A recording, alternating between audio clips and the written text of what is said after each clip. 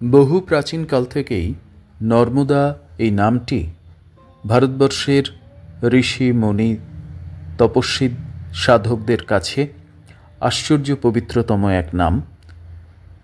স্কন্দপুরাণের রেবাখণ্ডে নর্মদা নিয়ে মার্কণ্ডেয় ঋষি যুধিষ্ঠিরকে যা বলেছিলেন তার মাহাত্ম্য কীর্তন রয়েছে। এই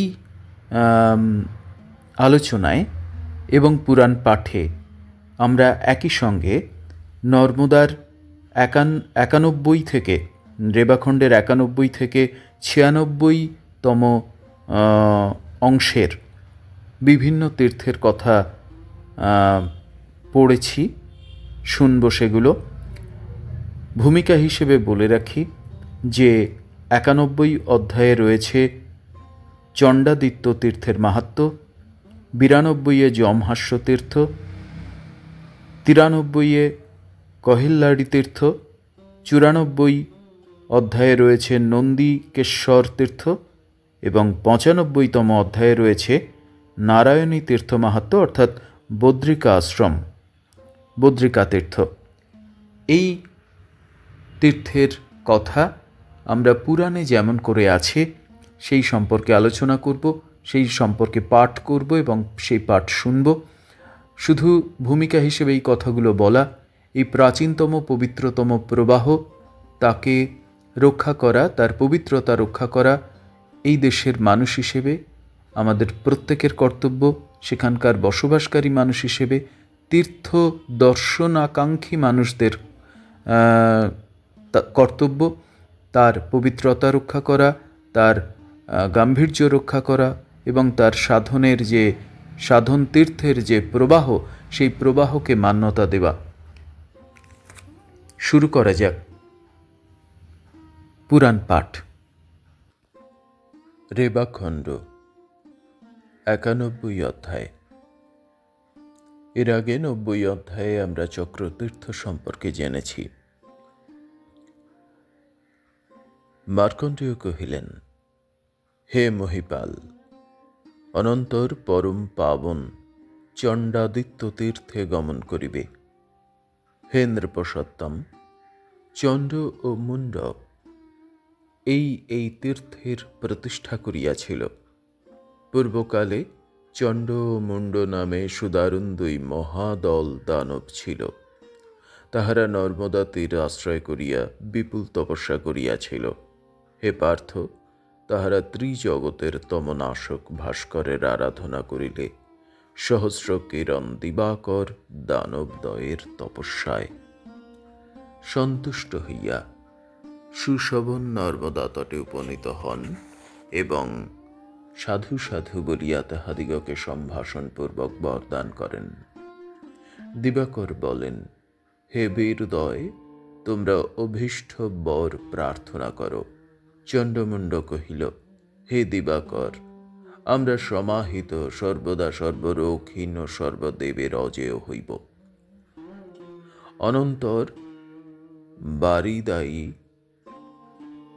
অনন্তর বারিহারি ভাস্কর দানবদ্বয়কে তাহাই হউক বলিয়া বরদানপূর্বক অন্তর্হিত হইলেন। এদিকে তাহারাও তথায় পরম ভক্তিভরে ভাস্করকে স্থাপিত করিল। মানব আত্মসিদ্ধির নিমিত্ত অবশ্যই এই ভাস্কর তীর্থে গমন করিবে। হে নৃপ, যে মানব ভাস্কর তীর্থে দেব, মানব ও পিতৃগণের তর্পণ করে সে ব্রহ্মার ত্রিদিবস পরিমাণ কাল ভাস্কর লোকে বাস করিয়া থাকে। হে নরেশ্বর, যে নর ষষ্ঠী তিথিতে ভাস্কর সমীপে ঘৃত দ্বারা দীপ প্রজ্বলিত করে সে সর্বরোগ বিমুক্ত হইয়া ভাস্করপুরে গমন করে। হে ভরতোৎসব, যে মানব চণ্ডাদিত্যের উদ্ভব বিবরণ শ্রবণ করে সে আধি ব্যাধি বিবর্জিত ও সতত জয়ী হয়। 91 অধ্যায় সমাপ্ত।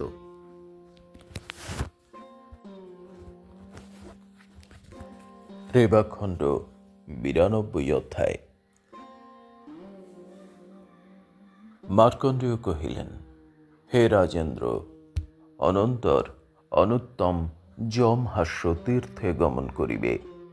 নর্মদা তীরবর্তী এই যমহাস্য তীর্থ সর্বপাপহর। যুধিষ্ঠির জিজ্ঞাসা করিলেন, হে দ্বিজপুঙ্গব, কিরূপে জগতে এই যমহাস্য তীর্থের উদ্ভব হইয়াছে, এ বিষয়ে আমার পরম কুতূহল হইতেছে, অতএব এ সকল আমার নিকট বলুন। মার্কণ্ডেয় কহিলেন, সাধু সাধু হে মহাপ্রাজ্ঞ, তুমি অতি উত্তম কথাই জিজ্ঞাসা করিয়াছ। হে নৃপনন্দন, পুরাকালে তোমার পিতা এই নর্মদা তীরবর্তী পূত যমহাস্য তীর্থে স্নানার্থ আগমন করিয়াছিলেন। হে যুধিষ্ঠির, রজক কর্তৃক ধৌত হইলে বস্ত্র যেরূপ নির্মল হয়, তোমার পিতা ধর্মরাজও তদ্রূপ এই তীর্থে অবগাহন করিয়া নির্মল হইয়াছিলেন। তিনি এই তীর্থে স্নানপূর্বক তদীয় নির্মল দেহ দর্শনে বিস্মিত হইয়া হাসিতে হাসিতে বলিয়াছিলেন। যম বলেন, পাপিষ্ঠ মানবেরা কেন আমার পুরে আগমন করে? একবার মাত্র রেবা নীরে অবগাহন করিলেই ও তারা বিষ্ণুপদ লাভ করিতে সমর্থ হয়। যাহারা সামর্থ্য সত্ত্বেও পুণ্য জলা নর্মদার দর্শন না করে, তাহারা জন্মান্ধ, মৃত কিংবা পঙ্গুগণের উপমা স্থল প্রাপ্ত হয়। হে রাজন, এই জন্যই লোক শাসন যম রাজ হাস্য করিয়াছিলেন। অনন্তর যম তথায় লিঙ্গ স্থাপন করিয়া স্বর্গে গমন করেন। তদবধি এই যম প্রতিষ্ঠিত লিঙ্গই যমেশ্বর নামে কথিত হয়। হে রাজন, যে জিতক্রোধ জিতেন্দ্রিয় মানব আশ্বিন মাসে, বিশেষত আশ্বিন কৃষ্ণ চতুর্দশী দিনে যমেশ্বরে ভক্তি সহকারে উপবাস করে, সে সর্বপাপ বিমুক্ত হয়। এই যমেশ্বর সন্নিধানে রজনী জাগরণ ও ঘৃত দ্বারা দীপ প্রজ্বলিত করিয়া দান করিতে হয়। হে রাজেন্দ্র, এক্ষণে রাত্রি জাগরণ ও দীপদানের পুণ্য ফল শ্রবণ করো। দীপদান ও রাত্রি জাগরণে নরগণ সর্ববিধ পাতক হইতে মুক্ত হয়। যমেশ্বরে স্নান মাত্রই নরগণের অগম্য গমন, অভক্ষ ভক্ষণ, অপেয় পান, অবাহ্য বাহন, অদোহ দাহন এবং অন্যান্য অনেকবিধ পাপ বিনষ্ট হইয়া থাকে। যমেশ্বরে তীর্থস্নায়ী মানব কদাচ যমলোক অবলোকন করেন না। হে নরেশ্বর, ভূতলে যমেশ্বর এক অতি গুহ্য তীর্থ এবং ইহা পিতৃগণের প্রতিব্রত। যম হাস্যে পিতৃগণের উদ্দেশ্যে যাহা কিছু প্রদত্ত হয়, তৎসমস্ত অক্ষয় হইয়া থাকে। যে জিতক্রোধ মানব অমাবস্যা দিনে যম হাস্যে দ্বিজগণের পূজা করিয়া ভুরি, হিরণ্য, ভূমি, তিল, কৃষ্ণাজিন ও তিলধনু দান করে এবং যাহারা যথাবিধি শ্রেষ্ঠ দ্বিজকে ভক্তিপূর্বক অশ্ব, হস্তি, হলযুক্ত বৃষদ্বয়, কন্যা, ভূমি, পয়স্বিনী গৌ বা মহিষী দান করে, হে নৃপসত্তম, যম তাহাদের উপর পতিত হন না। হে যুধিষ্ঠির, যম প্রতি জন্মে তাহাদের প্রতি প্রেত হন। মহিষ যমের বাহন, মহিষীগণ মহিষের মাতা।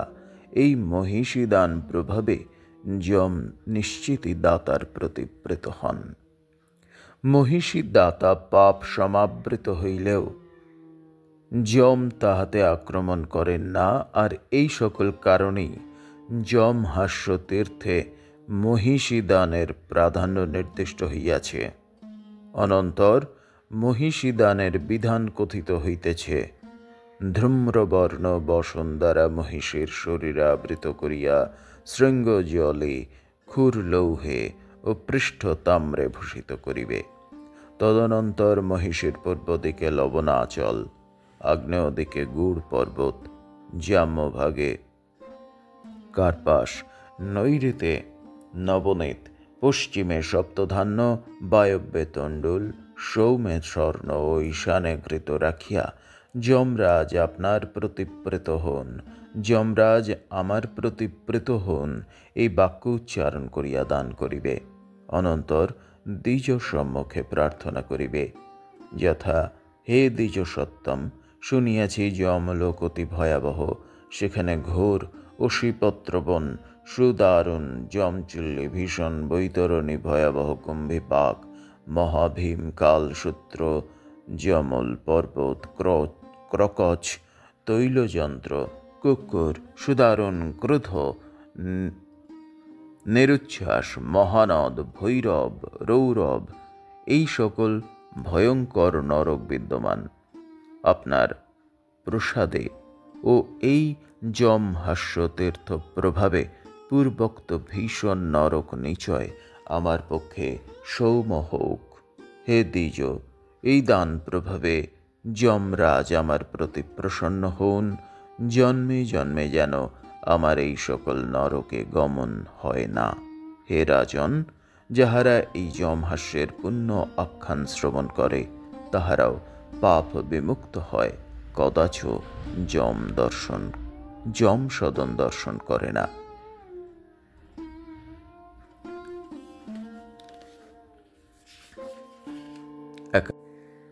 রেবাখণ্ড 93 অধ্যায়। এর আগে যমহাস্য তীর্থের কথা আমরা শুনেছি। 93 অধ্যায় পাঠ। মার্কণ্ডেয় কহিলেন, হে রাজেন্দ্র, অনন্তর অনুত্তম কলহাড়ি তীর্থে গমন করিবে। ভারত বিখ্যাত এই কলহাড়ি তীর্থ গঙ্গারও পাপ নাশনে সমর্থ। হে পার্থ, এই মানবগণের দুর্লভ কলহাড়ি তীর্থ নর্মদা তটে বিদ্যমান। শুলি বলিয়াছেন, এই পুণ্য কলহাড়ি তীর্থ উষর ও পুষ্করের ন্যায় প্রাণীগণের পাপনাশন। হে রাজন, জাহ্নবী পশুরূপ ধারণ পূর্বক স্নানার্থ এই তীর্থে আগমন করিয়াছিলেন। তদবধি এই কল্লাড়ি তীর্থ ত্রিলোকে বিখ্যাতি লাভ করিয়াছে। হে যুধিষ্ঠির, এই তীর্থে পূর্ণিমা দিনে ত্রিরাত্র বিধান পালন করিতে হয়।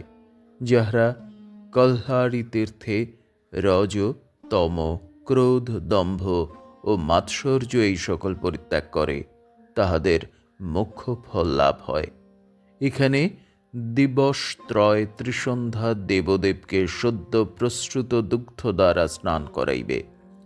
যে গাভীর দুগ্ধ দ্বারা দেবদেবকে স্নান করানো হয়, সেই গাভীও সবৎসা ও জীবৎপুত্রণী হইয়া থাকে।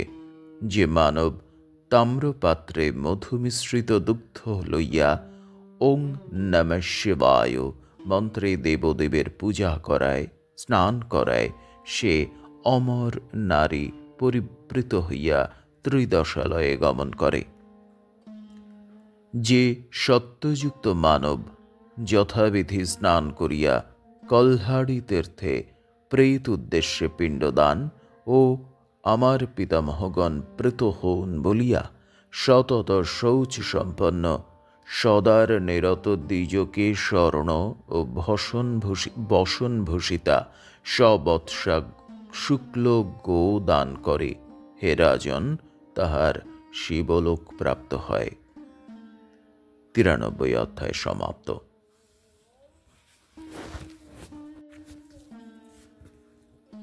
স্কন্দপুরাণ রেবাখণ্ড 94 অধ্যায়। এর আগে 93 অধ্যায়ে কলহাড়ি তীর্থের কথা আমরা শুনেছি।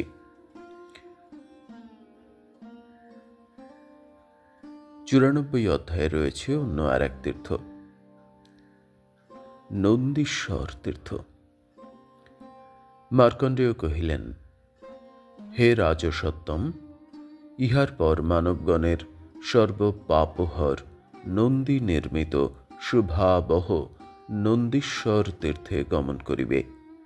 এই তীর্থ নর্মদা তীরে বিদ্যমান থাকিয়া প্রাণীগণের পাপরাশি বিনাশ করত মোক্ষ ফল বিতরণ করিয়া থাকে। হে যুধিষ্ঠির, নন্দীশ্বরে অহরাত্র উপবাসী থাকিয়া পঞ্চপচারে নন্দীনাথের পূজা করিতে হয়। হে ধর্মতনয়, যে মানব নন্দীশ্বর তীর্থে দ্বিজগণকে রত্নাদি দান করে, তাহার পিনাক পানের বাসভবনে বাস হইয়া থাকে এবং সে সর্বসৌখ সম্পন্ন হইয়া অপ্সরগণ সহ সানন্দ মনে অবস্থান করিতে সমর্থ হয়। 94 অধ্যায় সমাপ্ত।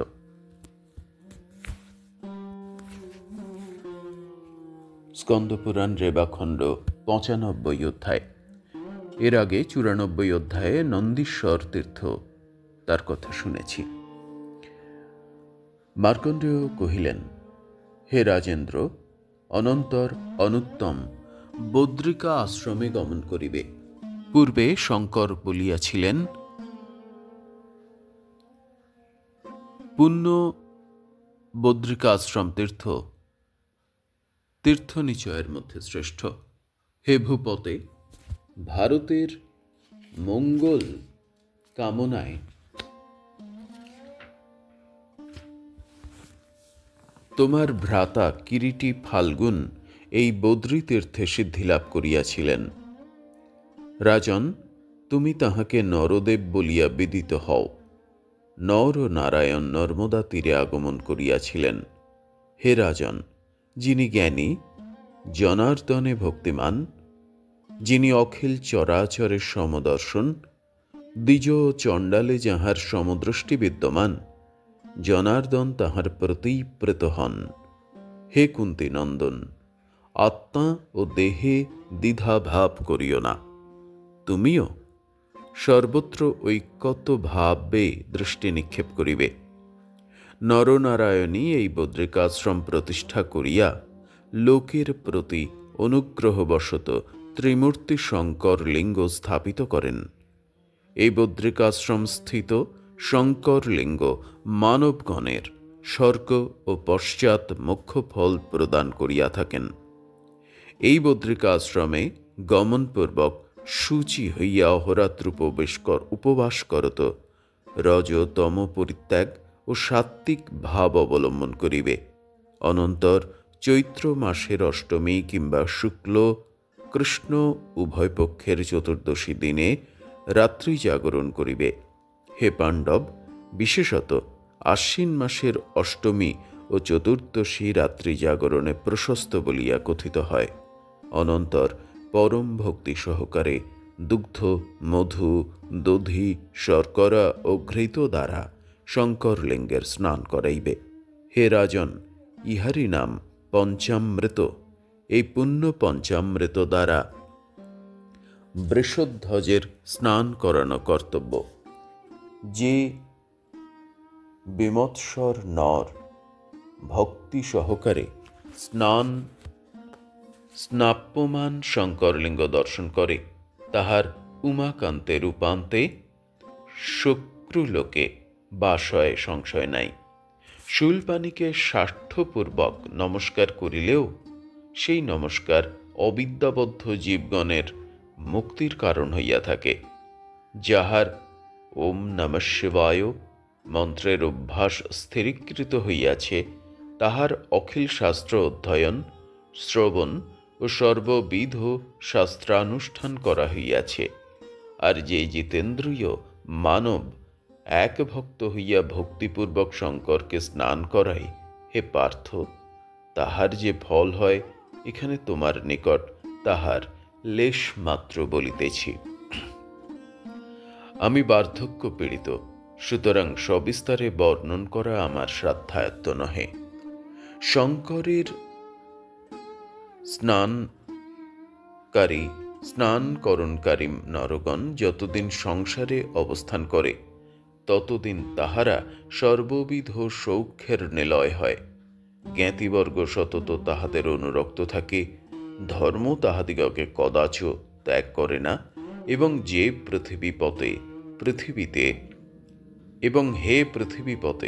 পৃথিবীতে তাহারা সর্ববিষয়েই সম্পন্ন পুণ্যকাম হয়। অনন্তর তাহারা দেহ বসানে ভাস্কর মণ্ডল ভেদ করিয়া পরম স্থানে গমন করে। হে নৃপ, পিতৃগণের পরম লোকগামী মানব নর্মদা তীরে বসিয়া নর্মদা নীর মিশ্রিত দ্রব্য দ্বারা পিতৃগণের শ্রাদ্ধ করিবে। এই শ্রাদ্ধে যোগ্য দ্বিজগণের বরণ করিতে হয়, যাহারা কুলীন, বেদ পারগ, সুরূপ, সুশীল, সদাররত, সৌম্যদর্শন, আর্যদেশ প্রসূত, মৃদু মনোহররূপী তাদৃশ দ্বিজগণ দ্বারাই তপন দেবের কুতপকালে অবস্থানকালে শ্রাদ্ধ করিবে। হে ধর্মনন্দন, যে মানব স্বীয় শুভ কামনা করে, কাম, দুষ্ট, দাম্ভিক, ক্রূর, ক্লীব ও ব্রাহ্মণ নিন্দুক দ্বিজগণকে শ্রাদ্ধে যত্নপূর্বক পরিবর্জন করিবে। হে নৃপনন্দন, যথাবিধি শাস্ত্রে প্রেতগণের মোক্ষ হয়। প্রেতগণ শ্রাদ্ধ তৃপ্ত হইয়া কুম্ভীপাক প্রমুখ ভীষণ নরক উত্তীর্ণ হন। অতএব শ্রাদ্ধে সর্বপ্রযত্নে যোগ্য দ্বিজগণকেই বরণ করিবে। হে ভারত, এই তীর্থে ভক্তিপূর্বক অন্ন, গো, বৃষ, ভূমি ও ছত্রদানে প্রশস্ত বলিয়া কথিত হয়। আর শঙ্কর কহিয়াছেন, এই সকল দ্রব্য দাতা স্বর্গ লাভ করেন। হে নৃপসত্তম, যে নর এই বদ্রিকাশ্রমে অনলে বা সলিলে কিংবা অনশনে প্রাণ পরিত্যাগ করে, তাহার শিব মন্দিরে গতি হয়।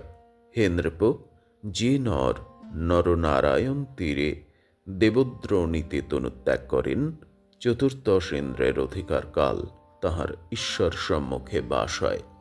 অনন্তর কর্মক্ষয়ে পুনরায় স্বর্গচ্যুত হইয়াও তিনি বীর্যবান, সর্ব ঐশ্বর্যযুক্ত, প্রজা পালন নিরত রাজা হইয়া জন্মগ্রহণ করেন। এই জন্মেও তাহার এই তীর্থের পুনঃস্মৃতি উদিত হয় এবং পুনরায় তিনি বদ্রী তীর্থে আগমন করেন। ৯৫ অধ্যায় সমাপ্ত। স্কন্দ পুরাণ রেবাখণ্ড ৯৬ অধ্যায়। এর আগে ৯৫ অধ্যায়ে আমরা বদ্রিকা তীর্থের কথা পেয়েছি। পাঠ করা যাক ৯৬ অধ্যায়। মার্কণ্ডেয় কহিলেন, হে রাজেন্দ্র, অনন্তর পরম তীর্থ কোটিশ্বরে গমন করিবে। হে কুরুনন্দন, এই স্থানে কোটি ঋষি সমবেত হইয়াছিলেন। বেদমঙ্গল পাঠক ঋষিপুঙ্গবগণ কৃষ্ণ দ্বৈপায়নের শুভাশংসী হইয়া পরস্পর মন্ত্রণা করত বদ্রিকাশ্রমে বন্ধন নাশনের কারণ সংসার ছেদনকারী প্রাণীগণের পীড়ানাশন শঙ্করলিঙ্গ স্থাপন করেন। হে নৃপতনয়, কোটি ঋষি কর্তৃক এই লিঙ্গ প্রতিষ্ঠিত হওয়ায় পৃথিবীতে এই লিঙ্গ কোটিশ্বর নামে খ্যাতি লাভ করিয়াছেন। হে যুধিষ্ঠির, পূর্ণিমা দিনে ভক্তিপূর্বক কোটিশ্বর লিঙ্গের স্নান করানো কর্তব্য। হে নৃপোত্তম, যে মানব বদ্রিকাশ্রমে শ্রাবণ মাসে বিশেষত পূর্ণিমা দিনে পিতৃগণের যথাবিধি তর্পণ করিয়া পিণ্ডদান করে, হে যুধিষ্ঠির, তাহার পিতৃগণ কল্পকাল পর্যন্ত অক্ষয় তৃপ্তি লাভ করিয়া থাকেন। ঋষি সত্তমগণ রেবা তীরে এই পরম গুহ্য কোটিশ্বর তীর্থ প্রতিষ্ঠিত করেন। এই কোটিশ্বর তীর্থ সাধারণ জীবগণের, বিশেষত পিতৃগণের মোক্ষপ্রদ। ৯৬ অধ্যায় সমাপ্ত।